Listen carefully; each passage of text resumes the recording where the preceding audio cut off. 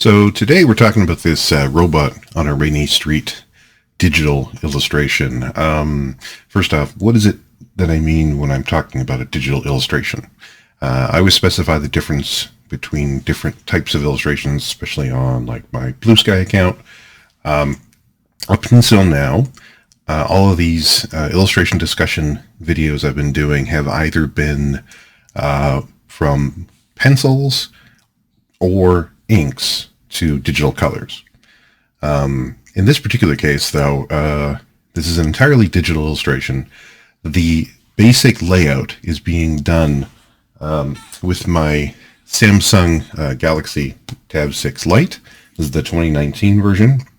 I absolutely love this little thing, using the program Ibis Paint X.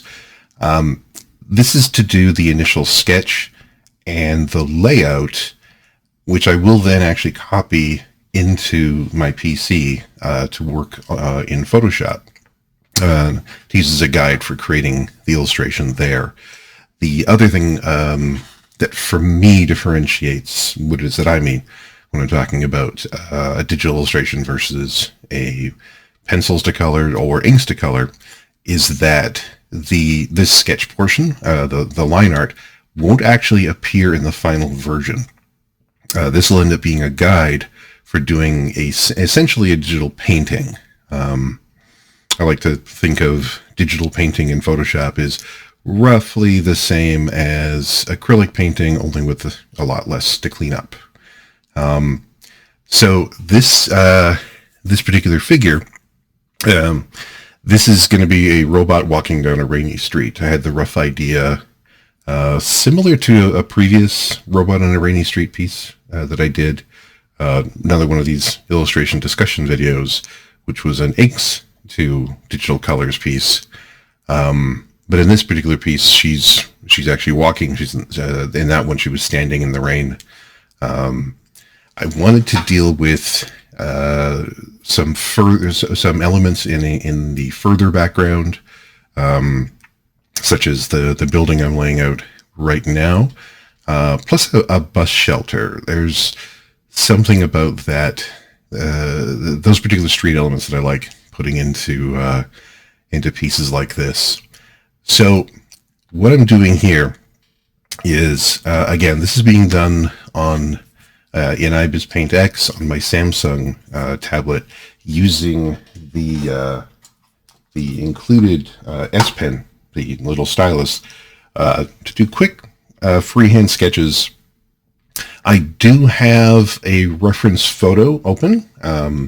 It's a reference photo of a model, a photo that I took. A large number of the pieces that I do are based on roughly on photos that I've taken. I work with quite a few different models, and I don't base my figures off of by photos taken by other people. I just want to do it from photos that I've taken, if I'm using a reference at all. But I'd come up with the rough idea. I actually played with a couple of other sketches and then looked for a reference that I had that would match it, or at least be close to it, to give me a few other ideas for overall body language. But anyway, so I started sketching it out on one particular layer in Ibis Paint X here, and just super quick sketches, very scribble art kind of stuff. And then I lowered the opacity of that particular layer through another layer on top of it, and am now sketching again. This layer also isn't at 100%. I still want to have a fairly sketchy, loose feel to it. Doing that, for me, always gives the pieces a little bit more energy, a little bit more life, a little bit more movement, so I can try to find the story that I'm telling. And I'm just gradually building up the background. This is my general procedure for all my comp. Now you can see right here where I'm actually dropping down the opacity of that particular layer, and then going over and tightening up some details and adding in this case, adding in some vehicles onto the street behind her. But yeah, I tend to like this kind of sketchy approach to give it a little bit more energy, a little bit, so I can play with a bit more storytelling. Oh, actually, okay, no, I'm detailing this particular piece of the building behind her. I haven't quite got to the vehicles between that building and her just yet. Just building up the concept that I want to play with, that there is an event going on behind her. She may be exiting the event. She is carrying a guitar case. So there's an implied story going on there. Possibly you've been rejected by the event, or just walked away, was done with the whole thing. But the composition itself started with the main character, because that's the entire piece is about her ultimately. This is very much the opposite of my later steps in this whole process. Now, this is all stuff that I have found works best for me. It's not necessarily how I would tell everybody else to be putting together their illustrations, although in the vast majority of cases of artists that I know, starting with the main figures when creating a composition is pretty common. You're wanting the focus of the illustration, especially something like the pieces I tend to do, which have very complicated backgrounds, very detailed backgrounds. You don't want to lose the focus. You want to make sure that all of the elements behind the figures ultimately are serving the main character, serving the story being told with that main character. Now I'm dealing with the railing on the sidewalk that she's walking down, giving a little bit more scale and perspective to the piece, giving you a better sense of how far in the background that building is. Now I've sketched out that kind of futuristic tow truck on the road behind her. Looks like we're driving on the left-hand side of the road here. Fairly common in a lot of my work, actually. And detailing a few crazy bits of signage in the environment. But yeah, typically most people tend to start with the main character or main characters, the focus of the story itself, and then build out the background and setting from there. And that's certainly what I do with the initial composition.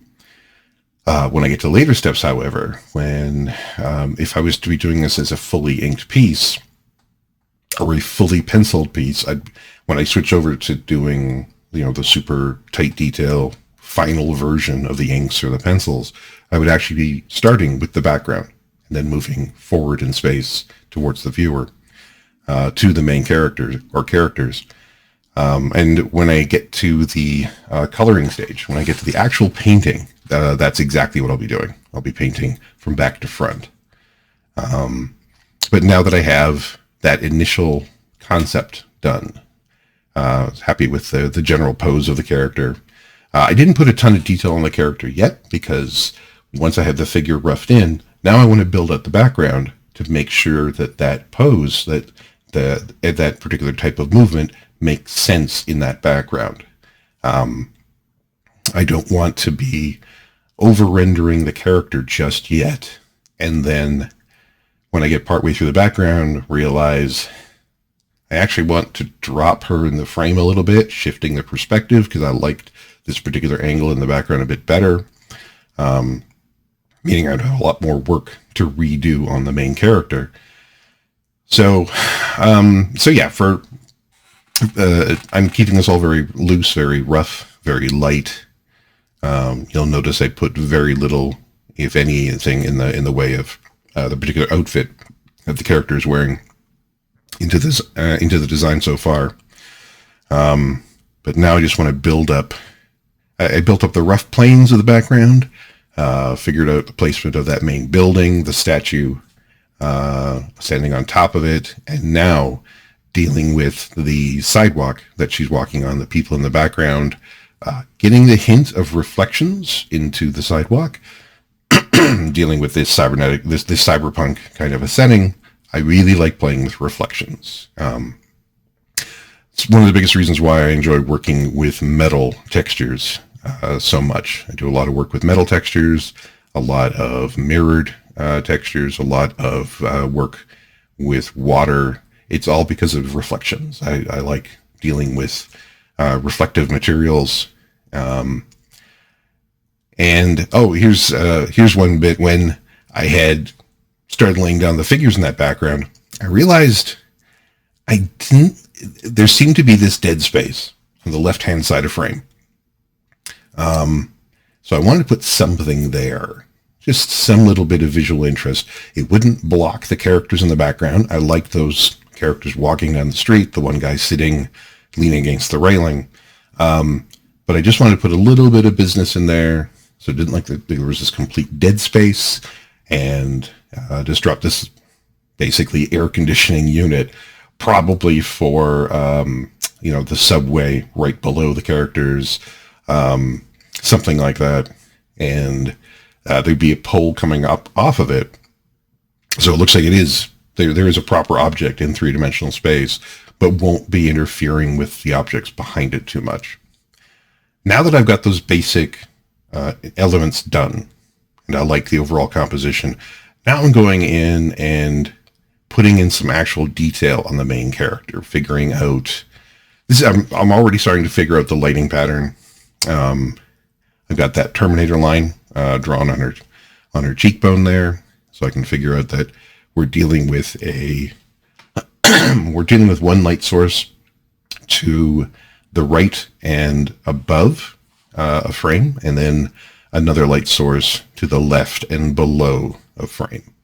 And now still tweaking the anatomy, putting in a few details to indicate that that she is a robot. These circular patterns on the sides of the knee and on the hip.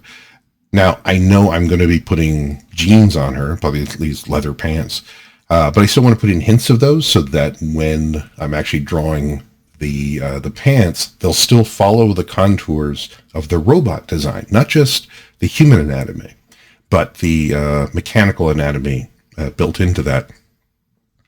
And again, once you've got the basic figure done, now you drop in the clothing. Now you can try and figure out, all right, so we've got this slightly longer bolero-style jacket, either plastic or leather, figuring out the pattern of belts that she's wearing.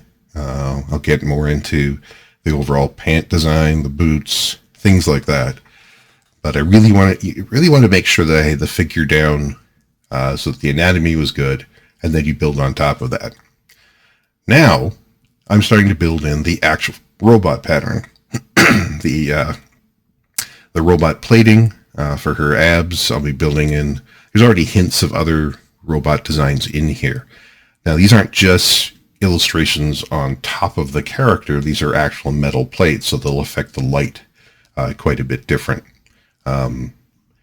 So in the same way that musculature reflects the light around it in different ways because it's elevated or it's recessed, these metal plates will be doing the same thing. So I want to make sure to put in a good indicator of not just the shape of the plate, but the shape of the plate in three-dimensional space. What will be going forward in space, what will be recessed behind, and how that's going to interact with light in the environment. Playing with a few other metal plating bits. I tend to highlight the rib cage, put in separate metal pieces for that. Loosely related to some elements you would see in the work of H.R. Giger. Certainly there's some elements of the chrome robots you see with Sorayama. Over the last 10 or 15 years, I've actually developed a very particular overall style for these robots, the basic pattern of mechanical components. It's not identical in all of them, but there is definitely, they all came from the same manufacturing company and or cybernetics corporation, but each one has its own separate identity. And I really wanted to put in sunglasses and already started drawing in the lighting pattern that I want for those sunglasses. Now again, this line art won't be on top of the lines. This won't be like the pencil work I do, the pencils to color work that I do, or the ink to color work that I do, where the pencils or the inks will still be on top of the painting. It might be influenced by special effects, and with the pencils, it'll be picking up the colors from underneath from that painting. But ultimately, those pencils and inks will still be in the actual final piece. This being a 100% digital illustration, for the way that I'm doing it, is these lines will only be serving as guides for the actual painting, but the lines will not, for the most part, be there. I may end up painting lines very similar to these, but these particular lines won't be there, which works well because the resolution of this particular image, using, again, this particular tablet, using Ibis Paint X, is too low for me. I like the convenience of working on this tablet where, now here I'm sitting in my studio working on it, and but I could have been taking it out to coffee shops. I could be taking it out to just about anything anywhere else. Okay, so this is the downside to working on this. At full resolution, I've now imported into my computer. I now have it open on Photoshop, and I'm working on a separate tablet. This is working with my Huion Kamvas 16 Pro 2.5K resolution, using this wider stylus. This is at a much higher resolution. So you saw that when I first opened up the image and then pasted that line art, it was very small in the frame. This particular image is being done at 12 inches by 18 inches at 600 DPI. This is a very large image. The size of the final working file for this will be almost 2 gigs, which will be almost large enough to actually not be savable as a regular Photoshop file. I was actually working on some of these at 1200 DPI and then discovered there was a 2 gig limit in Photoshop. You could save it as a different type of Photoshop file, but I decided, no, I'll just bring it down to 600 for print. And ultimately, I think of everything as being done for print. Due to my background working in comic books, everything was always about how ultimately it would end up looking on a printed page. If you're working for print, it has to be a minimum of the printed size that you want, whether it's a comic book, roughly that size. If it's going to be a poster, 12 by 18 or larger, at 300 DPI. I'm doing it at 600 DPI at 12 by 18 because that means if you want to blow it up larger, you want to make a larger print, you have plenty of room. You can still make this a much larger image.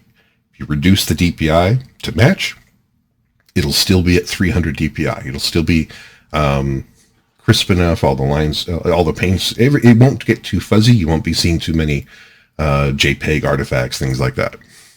So I blow it up into this larger frame, this larger image, and then I was quickly redrawing some elements. And so I'm using the stylus, drawing over top of the main character, drawing a few elements in the foreground, but for the most part, I can still use the line art that I created as a guide for figuring out the actual painting. At this point, I'm dropping in color layers for each individual layer that I want to paint, working from back to front. Now, what color these layers are doesn't matter for me, for the way that I work with this. The color that these buildings, that these windows, this particular statue, that are all being done, all that this color has to do is tell me if I see a different color, it's a different layer. Makes it very easy to work with in Photoshop. By the way, the line art, all that illustration being done in Photoshop, that's actually done on channels, not on layers. If I was to if I was to actually turn on my printer and print this, all you would get would be the flat colors. You wouldn't get the line art. That line art would not appear. I find that super convenient. I've been using that for a very long time. I first started working in Photoshop professionally back in 1997, and concentrating on line art being done in channels. Frankly, as much work as I possibly can do in channels, I will, for memory management. I know we don't have to worry about memory quite the same way today in early 2025 as we did back in August of 1997. That's when I first started using this. But old habits die hard. Plus, this means that I can experiment a lot on the channels with different ideas and won't have to worry about them accidentally printing. So, again, all of the various elements I'm doing here, if it's a different color, it's a different layer. Started with the deep background, all of the building elements, the sidewalk, those vehicles in the background, the people on the sidewalk, working forward until finally I get to the main character, and I am now creating these overlapping color selections so that when I'm painting, you do what's, you can lock the layers. So everything right now in the foreground, let's say the red on their pants, if I go to that layer to start painting and lock that layer, you can paint all you want everywhere, and it will only appear on the pants. It won't appear anywhere else. It's very vital. Now that I got all those flat layers done, the flatting portion, now I'm dealing with painting the deep background. I see a lot of people online discussing various brush packs and what they like doing with how they like dealing with a ton of different styles of brushes, always buying brand new ones. I use, for my line art, one brush. I'll vary the size of it, but I always just use the basic circular brush. When I want to do certain airbrushy effects, I'll use a second brush, the basic circular airbrush, and use the lasso tool to help me mask the areas that I'm wanting to paint, in much the same way that you do with an airbrush. Probably the biggest difference for me with regard to using brushes, I quickly was painting the sky back there, these cloudy patterns. I have built a bunch of cloud brushes, basically just organic shapes that I'll then just quickly brush around to create these cool, cloudy, foggy, smoky environments. But that's pretty much it. Even though there are a lot of brushes, you can't actually see my brush palette right now because of the way I'm doing this video. Typically, in the earlier illustration videos, whenever I cut to Photoshop, you can see my slider tools, the fact that I work with CMYK sliders, even though I'm working in RGB, all my various channels, all the various layers, all that's being blocked right now because I'm trying this the second video, talking head kind of a thing. But I do have a large brush palette that was basically just a lot of default brushes and ones that I was given. Yeah, typically I use, most of the work is being done with two brushes, a hard edge circular brush and a soft edge circular brush. But then when I go to do cloud work, I have a handful of brushes that I've built over the years. And that's pretty much it. All the flame brushes, all the other types of fancy brushes that people use, I don't tend to use them. I don't see anything wrong with using them. But after decades of working on this, I know what I'm comfortable with. And I'm still super happy trying to build up all of my effects and all of my details using those basic brush patterns. So like here, where I'm hand painting the statue design, yeah, this is all being done. I used the gradient tool to grad some of the lighter blue from below up into the statue, and then using a palette that I've created, and then just figuring out the colors, how they would look in print. For the most part, I'm using a hard edge circular brush, just varying the size of it. Starting with painting from below the primary light source. So this light being cast up onto the statue, kind of like how you see at the Academy Awards and stuff. Everything is always being shot from below for the statuaries and such, for the Oscar statues. There is some secondary light in there, but not a lot. For the most part, the background, I'm concentrating on single light sources. And now you can see I had dropped in more special effects, more of a blue glow over that background to enhance that. Using blue to push things further into the background. As we move forward in space, however, I'm going to be using warmer colors, dealing more with my red palette. Not dissimilar from the lighting using in this video right now, actually.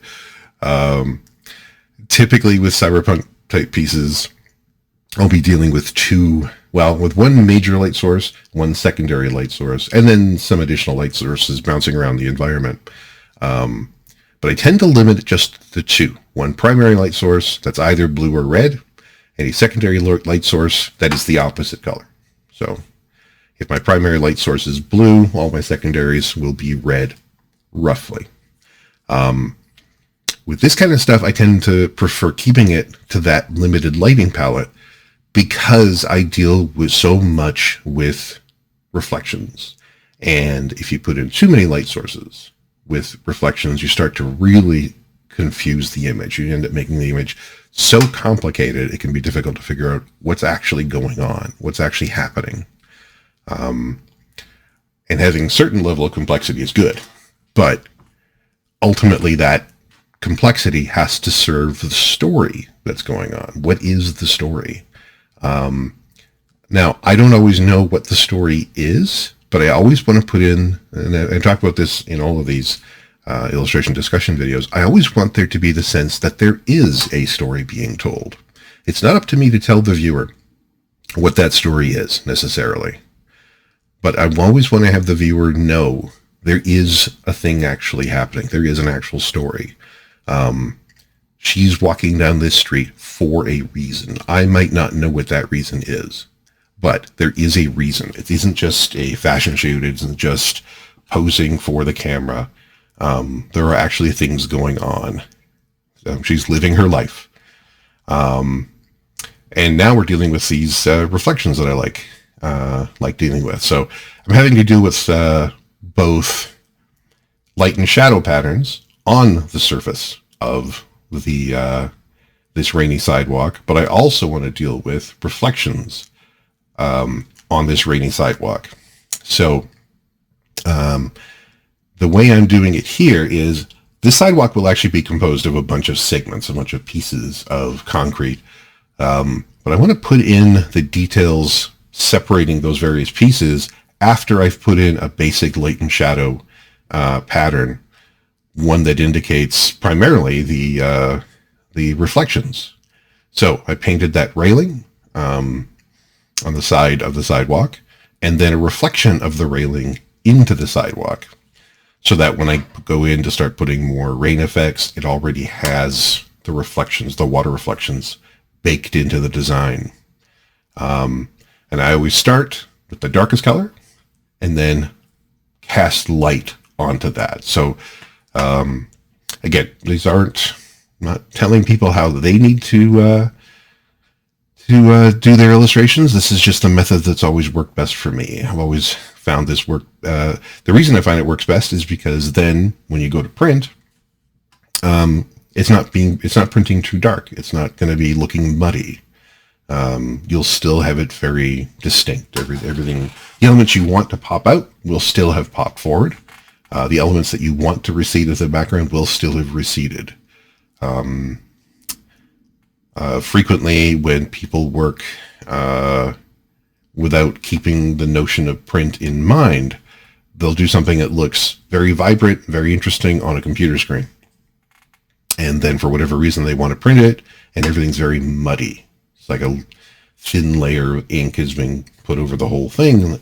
What happened? This is supposed to look really, really cool and really popping off the page, and it's just sitting there. And it's because it was, they weren't thinking about that for print, and they weren't thinking about the fact that computer screens are backlit. They're automatically a little bit more dramatic, and even the light areas will seem brighter because of that backlight. You do actually have to sample some of the colors periodically that you're painting with and take a look at what the actual color values are. In this case, because I use the CMYK sliders, I'll actually see how much transparent black ink would be seen. And if I want to make something pure white and it has any amount of K in it, the transparent black, I know it's going to look a little bit muddy.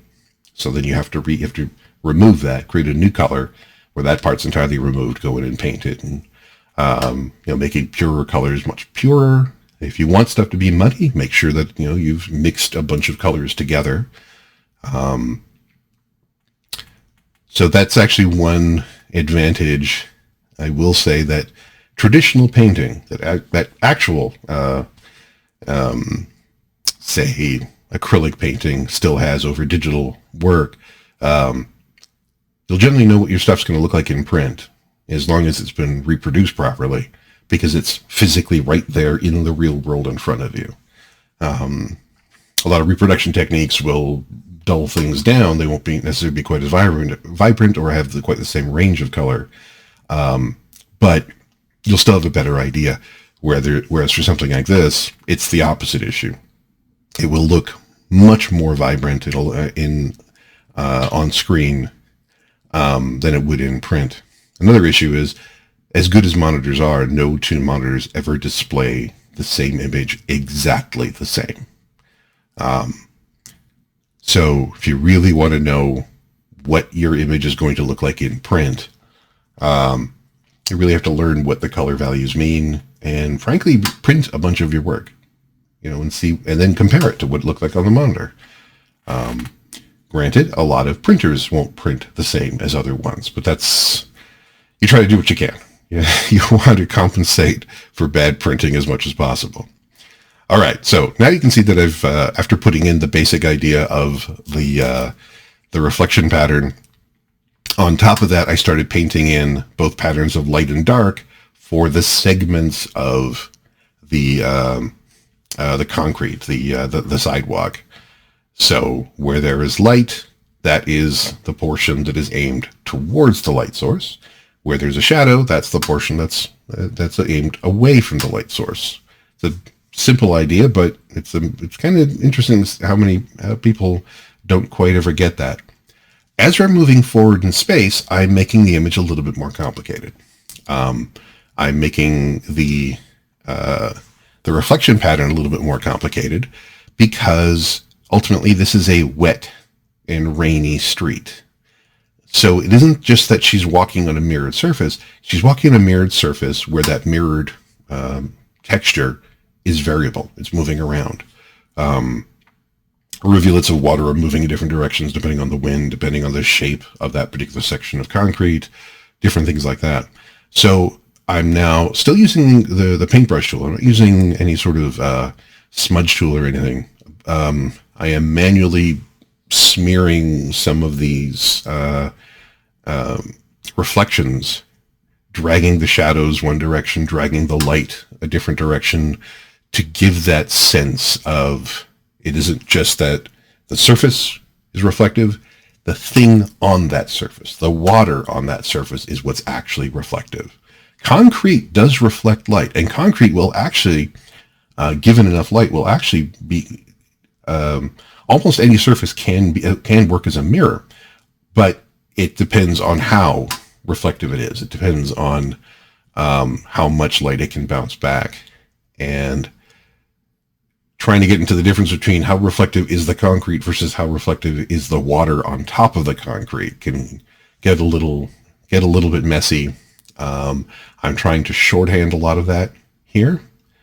But again, dragging these bits of color back and forth, bits of light and shadow back and forth, to imply that the water is moving. And so that's how you can tell the difference between the water and the concrete underneath the water. There's a bunch of things going on, and I like keeping it. It's adding complexity without pulling focus too much away from the main character. It's still going to end up enhancing the main character. This is an example of the complexity of these reflections. I'm not adding new elements. I'm just taking the element that is there and kind of moving it around a bit, adding a little bit more visual interest, but not so much that it's going to draw the viewer's attention away from the focus of the illustration, which will be on her. Right now, it looks more like the main focus of the illustration is on that statue in the background because of that huge bloom of light. But there'll be enough elements on her and enough complexity on her and her outfit, the pattern of light and shadow on her, that ultimately the focus will still be pointing towards her. That's actually another good reason for painting back to front, to do your backgrounds first and then paint the foreground, because then it's easier to see what needs to be done to make sure the main character pops, that everything is ultimately serving the main character, the main characters, any sort of story you have going on. The setting, unless you're just doing a landscape, the rules are completely different when you do that. But because then the story is the landscape. In this case, in this particular piece, though, the story is the main character. So the setting has to serve the main character. It has to enhance. Why would there be? What kind of environment would a robot be walking down the street of? Like, what sort of street would a robot be walking down? So everything I'm doing here is working with establishing that character, establishing the story of that character. Now we're getting into working on this bus shelter. I'm starting with the opaque portions of the bus shelter. What do I mean by the opaque portions? The hard metal, the structure of the bus shelter. Those large green areas that haven't been touched yet, those are all windows. So I'll be hand painting designs based on the elements behind them.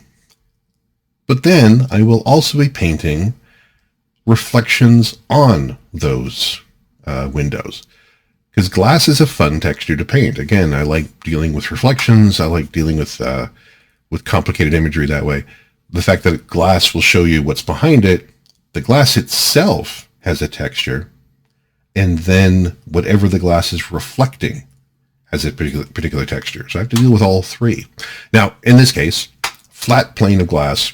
From this distance, the texture of the glass won't matter that much. It really won't affect it a whole lot. You get that more with stained glass or really old glass, where the width of the glass can vary quite a bit. It can be pitted and not very pure. I was doing a series of glass robots for a while. Again, take a look at my Blue Sky linked below. And I have a bunch of my glass robot illustrations up on my Blue Sky page. Also through my website, through my Redbubble page for prints and such. And with that, the width of the character would also be distorting the image, whatever's behind it, because just the width of the glass is going to start creating its own texture. Reflecting and refracting light in different ways. In this case, however, the glass is pretty simple. So it's really just going to be dealing with what's behind the glass and what's being reflected in front of the glass. All right, so now we're dealing with the actual glass, painting in a quick, rough pattern based on everything behind it. Starting with what's behind the bus shelter, but then what's inside the bus shelter. Because I have to deal with the deep background of that building, but I also want to deal with, like I am right here, the interior roof of the interior ceiling of this bus shelter. So already this, the interior ceiling of this bus shelter is clearly opaque. It is not a glass-roofed bus shelter. I'm not being super precise. I want to leave it a little bit vague because I'm dealing with glass. Now, quite often in the real world, glass is so pure and so transparent you don't even see it. You're just seeing whatever's behind it. For the illustrations that I do, I like to make it a little bit less pure. It's lower quality because I do want that sense that there is a physical object between you and whatever's behind it. So I'll distort the light a bit more. It's the same as when we would get this a lot working in comics. We have to show a computer screen. You have to show a TV screen. You have to show somebody talking on a TV screen or a hologram. You tend to make those screens a lot less accurate to the real world. Like right now, flat panel TVs are so good that it can just look like there's a window, that there's an open window and you're seeing somebody talking on the other side. You know that it isn't because you're living in real, in actual three-dimensional space. So your eye adjusts for that. But if you were to draw that exactly if you put that exactly the way your eye sees it in a painting, it would look wrong. It would look like there's just a window. You're just looking through it to see something else. And sometimes that's what you want, but sometimes, well, no, you do want the sense that there's this blocking thing. It's on a computer screen. So something else like that. In which case you're going to take some artistic license, drop in scan lines, you drop in other distortions. And so in this case, I make the background a little bit fuzzier, a little bit less fidelity to make sure the viewer knows there is a chunk of glass. And now I'm dealing with, and what I was just dealing with there was the third texture, which is the texture on the front of the glass. What is the glass reflecting? What is being reflected from the viewer or areas, aspects of the environment in front of the glass? So there are these white highlights on the, or whiter highlights on the front of the glass. And now we're dealing with posters. I wanted to have some opaque things on this bus shelter behind her, not just the frame, which would have a particular style of reflection, a particular lighting pattern on it. But now I want to put in these posters that'll have a different texture. Some of them are kind of glossy, but not all of them. And just painting, I'm basically painting the paper of these posters first, and then I'm going to paint the designs on them. I could have set them up the same way as all the other aspects, where I designed the posters, put in various color blocks to show different layers. But in this case, I wanted them to be a lot more sketchy. I wanted them to be a lot more indistinct, to keep them separate from the rest of the illustration. I didn't want to make the designs on the posters hyper-realistic, or even as realistic as the rest of the image, because then it could just look like somebody sitting, again, like the issue with TV screens or windows, there could just be somebody looking through a window. There could be just somebody sitting there. So I want to make sure that, no, this will look a lot more like they are just illustrations. So in this case, I start by putting in the basic texture of the paper. And then I'm just going to quickly sketch a design on top of this. For this one, I open up another reference, another photo of one of the models I work with, just to do a quick, I knew I wanted to have a character seated.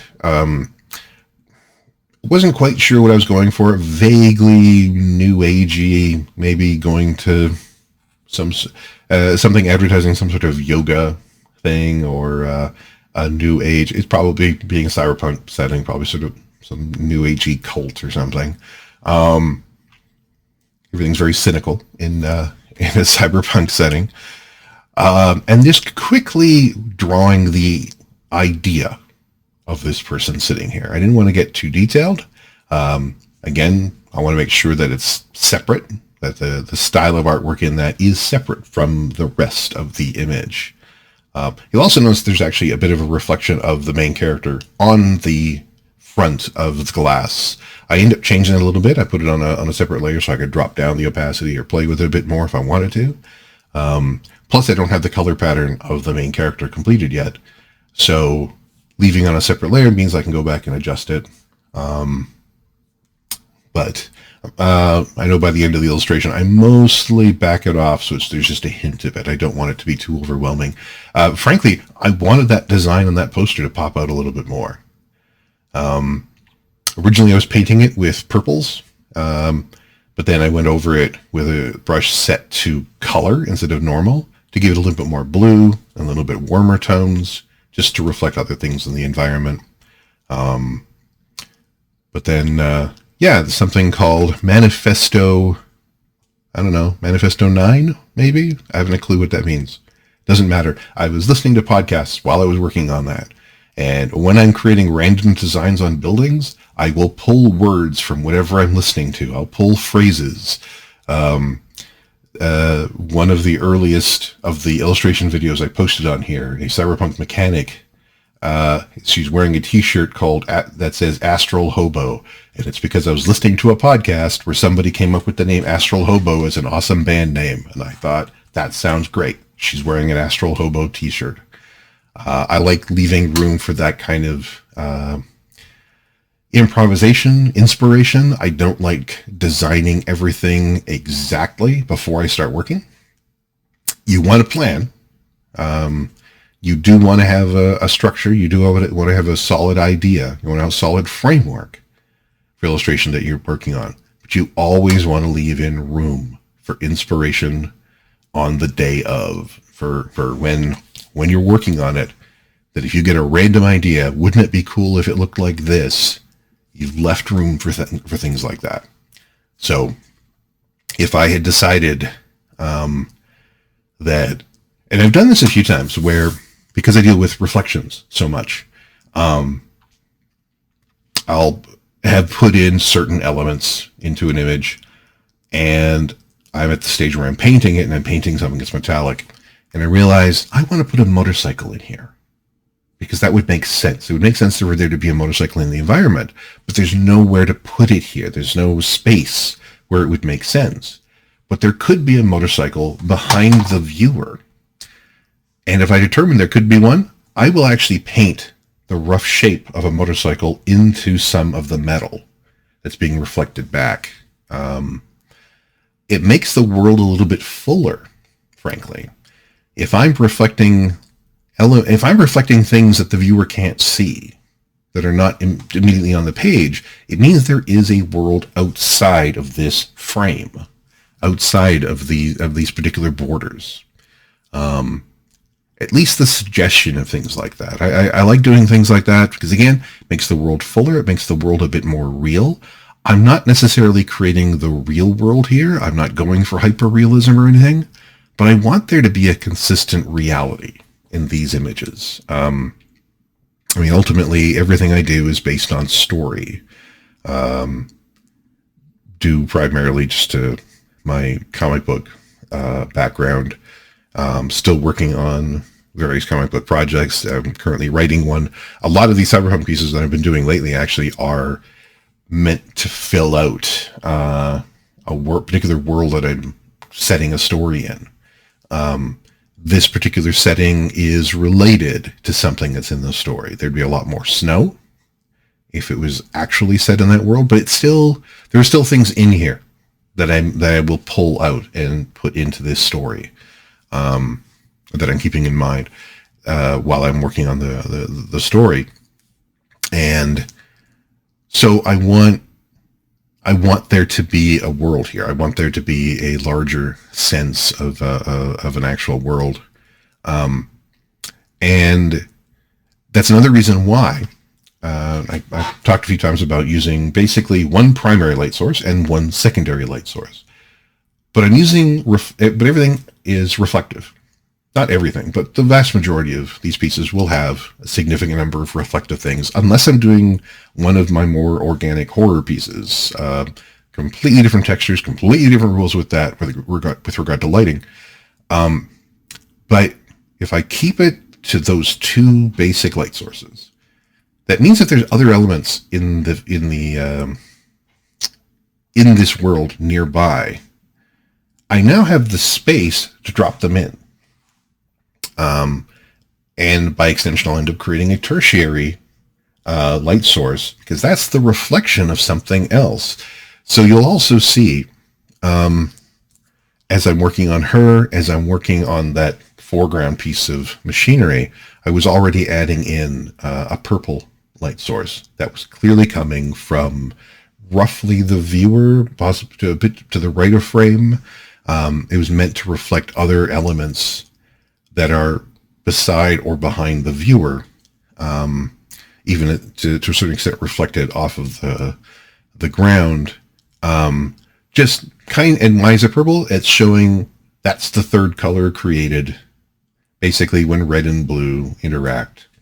There's not a lot of greens in this piece. I'm keeping it a fairly strict color palette using red and blue. But those combinations of red and blue still create a lot of variations of color. And blue, another good reason for keeping the color palette very simple is the strong blues are in the deep background. The strong reds are in the deep foreground. It's maintaining that sense of distance, of separating planes. Now, right now, I am painting blue on her pants. I'm painting this blue light source that's coming from the right hand and above, the right of frame and above. The lights that were on the top of the bus shelter are being cast on her. She's in the same environment, so the lights that are beside her affect her. But I also know there's going to be this strong red light source to the left, coming from the left side of frame, that'll be on the side of her pants. And will end up looking a lot more dramatic. Will actually pull her forward in the frame. And as I work on that, and you can already see that red light source on her case, on her guitar case. I hadn't really shown much of the painting of the guitar case, but basically the pattern that's on that is the lighting pattern that's on the guitar case is the lighting pattern I'll be using on her. I want it to be consistent because it's in the same physical space that she is. So the light would be affected the same way. And if I change the lighting dramatically on her, I would want to change it dramatically on that guitar case. You'll also see on the guitar case, I actually reflected the blue that's falling onto her pants back onto the guitar case, because again, reflections in the environment. But now we're starting to deal with this red light source. It's actually kind of a pale purple to start with, but then I build up the reds so that you get this transition from the blue side going darker and then into the red. But I want there to be a little bit of blue in my reds, and I want there to be a little bit of red in my blues, just to show that they're both inhabiting the same space. So when you do that, you wind up with a lot of purple. And right here, again, we're just dealing primarily with these clearly leather or plastic pants, something that they're very reflective. So blue on one side, red on the other. But I can already see where I'll be changing it pretty soon to add in a third color. And that's fine. Again, you want to leave room in your illustrations for inspiration. What would help to move this forward, or what would make more sense, or hey, wouldn't it be cool if? You don't want to lock yourself in too tightly. The joy of not working for clients for these particular projects.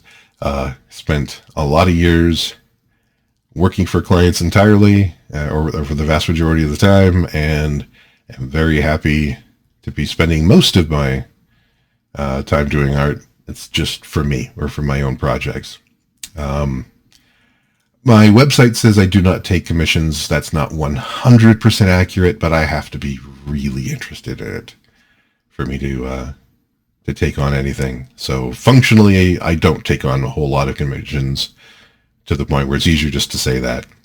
Somebody would have to convince me to work on their projects. I much prefer working on my own stuff. So yeah, now building up the reflections of the boots. Getting that sense of 3 dimensions. Doing the same here with this bolero style jacket. There won't be a ton of the red on the side of the jacket because it's be blocked by her arm because it's all inhabiting 3-dimensional space. But it will be affected by the red light source from the left of frame. I keep specifying of frame because it's on her. The red light is clearly coming from her perspective from the right, but it's not coming from the right from the viewer's perspective. So that's why I specify things like that. Dealing with the high reflection quality of the jacket on her shoulder pads, or mildly 80s shoulder pads. There's a lot of 80s influence in all cyberpunk work. Jump forward a bit there, and you can see the red pattern's already built into the arm on that jacket, where it's primarily red with a little bit of the purple coming from the foreground. But then don't forget that you're dealing with 3-dimensional objects, and when they move forward in space, they can actually end up reflecting light differently. So the cuffs on her jacket end up picking up some of the blue from the right-hand side of frame as well. And so they're not just the red color from the left-hand side of frame. And you can already see as well, I've added a little bit of red onto those poles in the foreground. Those poles will be, they're similar, they're almost on the same plane as the main character. So they're affected by light in a similar way. They're slightly different. They're more to, from her perspective, further to the right, a little bit further forward actually. So they won't be affected by the light exactly the same way, but I want to show that they're on a similar plane. So they will pick up some of the reds, which is why there are strips of red in those pipes and such. But they're not dominated by it the same way that she is, because it's just a little bit further forward. It might be, it's entirely possible all this red is coming from signage. It's coming from advertisements for something super, super common in a setting like this. And oh yeah, dealing with very strongly with the difference in the red and the blue on her hair. Her hair, it's a combination of textures. I'm dealing with the texture as though it is a glossy black and like it is metal. So basically high contrast, but with very, very deep shadows is how I'm tending to think about it. So because it's high contrast, it picks up even more of a purer red and a purer blue than the jacket. The jacket isn't quite as contrasty as her hair, so the jacket will retain more of its own color, even though there are color light sources in the environment. So essentially leaving it open that there's more purple, and effectively creating more of a third color. And if you go in super close, you would see suggestions of other colors in the jacket, whereas the hair, being so reflective, it's almost entirely the color of the environment. But the base color of the hair is also very, very dark. So again, deeper shadows, but brighter highlights. Illustrations like this and the other red-blue series of illustrations I've been doing for the past year or so are much more of a study in environmental color rather than the color of particular objects, which is how I ended up developing that red-blue color palette in the first place, just to keep that consistent. that all those illustrations, they're not necessarily of the same thing, but they are in the same world, for lack of a better word, the same setting. And here I'm dealing with that slightly purer red, a little bit more, being added to this machinery in the deep foreground. Not a ton of it, although I'm going for a pretty high contrast to attract attention to it a little bit, but not a lot. I just want to have the suggestion that the same red light source that's falling on the main character is also falling on these pipes, but they're not necessarily falling on her. But they're not in the same way. It's a little bit further forward in space. It's a little bit off to the side. And now we're getting to the thing I have the most fun with, and honestly, this is another reason why I leave this for last. It's the thing I look forward to the most: painting metal, painting the metal of the main character, of the robot character, starting with the abs. I talked earlier about how I want to make sure that you understand how illustrations appear in three-dimensional space. So I was creating this pattern of metal plates on her abdomen. It isn't just that it's a metal plate pattern drawn on a person. It's that these metal plates are independent objects that are moving forward in space or being recessed in space. And I want to reflect that by how the light reflects off of them. So they don't function the same way that human abs do. Similar. They certainly, because they're inhabiting the same space and they're doing similar things, they will reflect light similarly, but not exactly the same. So not just the fact that it's a metal texture, but the fact that they're slightly different types of objects. They're actually plates of something. The same way that the lips are, the forearm plates, different things like that. Those particular elements, even though all of those plates could be aimed in the same direction, because they are individual items, they're going to be reflecting light slightly differently than all of the other ones immediately around them. So I keep saying you should do this. This is the reason I'm doing this. These are the reasons why I make these particular decisions. It's to show that these all exist in three-dimensional space slightly differently from everything right beside them. Now, they work in concert. They are all part of this individual person. This particular individual, this individual person is a phrase from Columbo. I just want to make sure that they are both distinct, but they work in tandem. So the plates, each one of the individual plates roughly uses the same color pattern as all the other ones, but they exist in space a little bit different from each other, so they reflect light just a little bit different. Whereas if something is vastly different, like the sunglasses on her face, those are separate physical objects that are slightly forward in space from the rest of her face. They will actually reflect light quite a bit differently. Even though the texture of the glasses is very similar to the texture of her face, both of them being essentially metal, the glasses being glass and metal, but glass and shiny metal have very similar reflective qualities for the purposes of an illustration like this.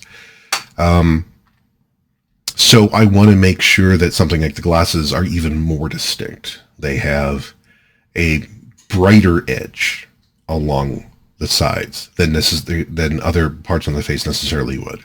And now we're getting more and more into the red light being reflected on the main character. So even though there might be more blue on the main character because of the light source coming from that bus shack, from the bus shelter, and it does go nearly to white, there's so much of the red becomes very dramatic that you can almost feel like the character is actually primarily red. The key thing is, though, it's pulling her forward out of the frame. She's still part of the environment, but clearly the interest of the viewer is focused on her. And I want that to be a consistent thing. There are times that it's perfectly appropriate to have the main character blend into the environment, to make it difficult to figure out where the main character is in relation to the rest of the environment. But that's a very specific thing, and that's telling a very specific type of story. For something like this, because I want everything to be focused on the main character, and it's about her walking through the environment, I want it to be very clear that not only is she part of this environment, she is reflecting the lighting pattern in the environment, and she is being reflected in that environment. Below her on the sidewalk, her boot is actually reflected into that sidewalk. So she's very clearly part of this setting, but she's slightly more dramatic than the rest of the setting. She's a bit more vibrant.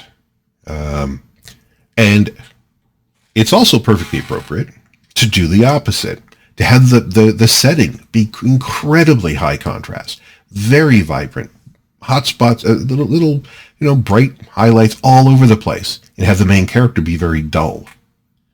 That does the same thing. It isn't whether or not the main character is super brightly lit, it's how does she appear, how does she contrast with the rest of the environment. And that's primarily, and that's pretty much everything here. We've now finished the piece. Thank you very much for hanging out, and I will see you in the next video.